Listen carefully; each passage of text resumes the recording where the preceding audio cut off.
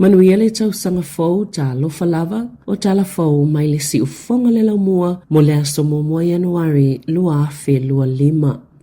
O tamaki ma kaurau I au kilani le ai tele mua I le lalangi na whaafeiloa ia le tau sanga fou. E 5 minute le umi na whai le whaalinga o mea whaapapai le Sky Tower. O se whale pito mawalunga I le Southern Hemisphere. Na amata le whaitaunga o se kone se fulu. O le amataina mea whaapapa. Ma na whaalia Callum Mallet o le Sky City. Le anganga whiwhi no mo whaio na toi whaatino e au kilani le atu maanga sama seni ai. O mea whaapapa le Sky Tower. O se vainga I longa le pātipatinga o le tausanga fou I te tono New Zealand ma le lalangi. Mo o mawhaio na au mai whaatasita ngā tai mana tunatu I le tausanga uatua nai. E maiso le vaava ai mamao I le luma nai. Na whailonga le pālimia Christopher Luxon le tausanga fou e alailona whaasalalawina o se ata o ia malona whaletua I se matawhanga. I Australia silia male miliona tangata saia I le Sydney Harbour e moli mawina le whaalinga tele o mea whaapapa na whaatino I nai. O le ale ngalo ia lidia kou le nei tausanga e le ngata na manu malo I ta amilusanga titele tolo le LPGA a vea masiampini o le AIG bine auroi le Olimpeka ai o lea ua tawalunga le whaaswafaina ia Dame Lydia Kou. O kou o le tangata pito la ititi ma Tala Fou I le tala whaasolo pito New Zealand wa whaayaina e vea ma Dame ai whaato alua se fulufitu o na tausanga. Na ia whaalia le One News sa ia taumana tona tupe o tala whea ngai le nei taimi ai pe anga wa afo iai pe tai na o le nganga fa fetai le maua o ia vanoa ma o se fa aya nga mo le tama ita ita polo o toi mana tuna tuai malona ainga I mea uma ua ia ausia talona sifi mai malona ainga I New Zealand ina ua fa to a fao na tausanga e to tolu I la tau fa amani aina I le fa ilonga tau aloa mo le tausanga fou e au fie Machuli Claire Chapman mo lana tau tuai tamaiti ma le atunu o mania Ingrid Collins ona o lana tau tua mo Maori pisinisi malipulenga o le soifua maloloina. E to tolu I la tau fa amani aina I fa ilonga tau aloa le Knights Companion of the New Zealand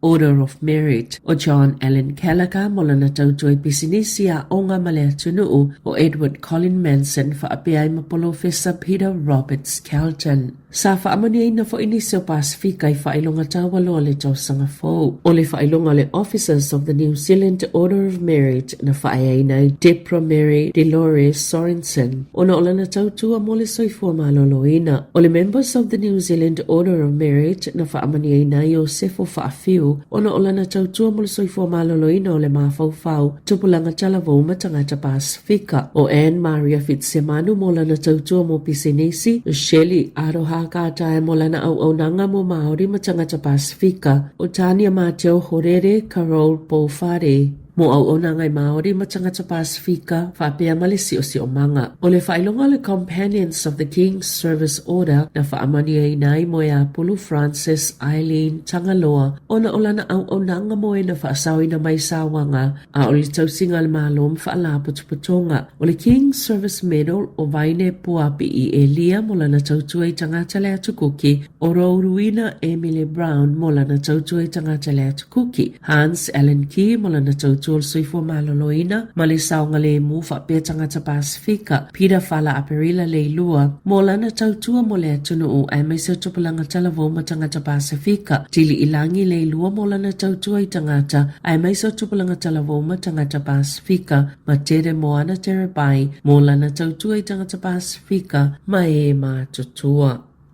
Ua langlangoina le whaala putuputonga le Action for Smoke Free lua whelua lima le fōwhanga le malo e whaonga vaping starter kits e sosani tangata mātutua tau fie leu laula tapaa e ama tātu le vai asafauna tu ina atu le malo ni vaping starter kits i au nangolo ngā luluina I tau fie leu laula tapaa le atunu o e whesosani I tangata mātutua ina I tau fie ai leu laula sikaleti na sauno le whaatunu silo le Action for Smoke Free lua whelua lima po le whaala putuputonga tonga o lo ofinau ina ia o mai le lua felua lima o sa o loto le atunu o mai le tapaa e whaapea na whaailoa i suenga o le vaping o se mea whainga luenga o ngai fsosane e tau fie leula ula sikaleti mai pito sile atona la ititi fua a fianga mai leula ula sikaleti e le whaapea fo ila e matua ato atoa ona le aini a fianga mai le vaping ai a whai o le tangata ula ula sikaleti e manao e suianga i le vaping e matua te le lava le whaititi au tō langa la matia mai ni ngā se matu langa la matia mai le oti ona o le ula ula tapa a pe ona sauno le whaatonu sili Ben Udan o le whaonga o vaping starter kits o se tasi leo fuafanga le malo mo se tau mawhainga mule una ia ile au sio le matatia ina ia sa o loto ma le to iai se ula ula tapa a ile lua felua lima ile atunu na sauno le minista langolango le soifua malolo ina Casey Costello o le a tau lima ina e tangata ni masini vape ma se sapalayo nicotine pots i masina ta itasi mo le tolu masina le umi pa ta se male langolango faawa o se au langa le faala potopotonga o le a vanua e au noa ma se tauia kids mo tangata matutua o lo o laula. O le lolo wa le tau le taimi o whainga malolonga maso malolo sa le mawhai e ona whaatau nu uina ni si o whainga malanga waa i le waa Wellington e ma Picton i le tai au ananafi aina toi whaale au ngai na fo ini whainga malanga se ono a le Blue Bridge mo le afiafia nanafi na lipo tieni tangata na iei se whainga malanga mo Wellington e le au li ananafi sa iei le pase se na mama i lunga le waa ma na whaalia fo i tangata na fuafua e o i se whainga malanga toi fo i ale waa sa langona lava lo lato pole na tusi e lunga lo penga so inga le Inter Islander e te tau i tangata mama i wasa o na tau mawhai e tau mamao e se maima tau mawhanga oa mawheu whapea fo i male ava malosi a olo mana i ala tau whainga malanga a ile te tau fo i o na ngao le manawa ua whautua ina le whao ngao nisi o vai ngai au fie i male fiu poli chincha pe tala no fo i whale tala vai fo ala au mawhai o na wha tau wina pe tau mawhai fo i no fo i le pito i tua o le waa lea ele ngai i tele i taimi o whainga malanga.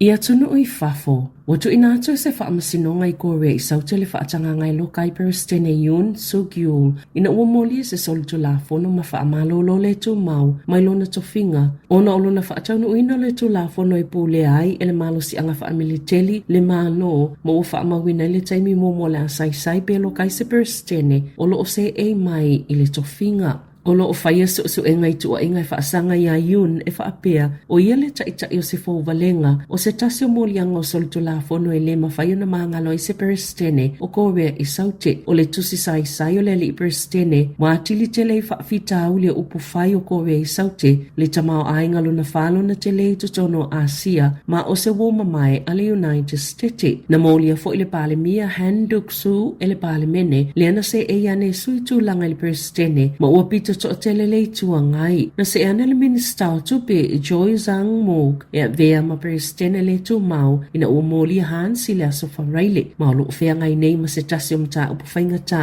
i le vaalele lena pa ule aso sale jeju ea na malili o i tangata i to se lau fitu iwa. O le awhai Georgia mo Washington DC toi sounding o Jimmy Carter o se tasi na avea ma presidente o United States o Amerika le ana tu malo i le se lau o na tausanga ma o le amataina le aso 5 Januari ai whaamai ai le aso se fulo na sounding a whaale malo o lo ofi le taimi avelo na tino maliulo na nu Plains i Georgia ma o iane i luma o lo na maota. I ta alonga ua amana ia Ian Foster o se tasi na whaia onga le olopeleki i le whailonga le Companion of the New Zealand Order of Merit o na ola na tautua i le lakapi na whaia onga langolango Foster i le olopeleki mai le luafes fululua i le luafes fuluiva au le avea ma whaia onga ulu mai le luafe lua sfulu i o atu i le luafe lua tolu na ia ta ua o se langona whaangai e tia le amana ia le atunu ma atonu ua tangia mai e le tootele na langolango ina o ia lana tautua sa whaia mo New Zealand i se taimi o mitele. O Sam Whitelock na taalo i taalonga se lau 5 mo New Zealand le vao le luafe 10 ma le luafe lua tolu mo whaea ina fo i le whailonga le Officer of the New Zealand Order of Merit na malolo retire i le luafe lua tolu ma o se tasi o tangata ilonga le ole peleke i le tele o taimi au taalo e au fie taamelo sanga i lua le ipola langi luafe 10 tasi ma le luafe 5. Tala Fou ia ma le si ufonga le laumua mo le nei tae au.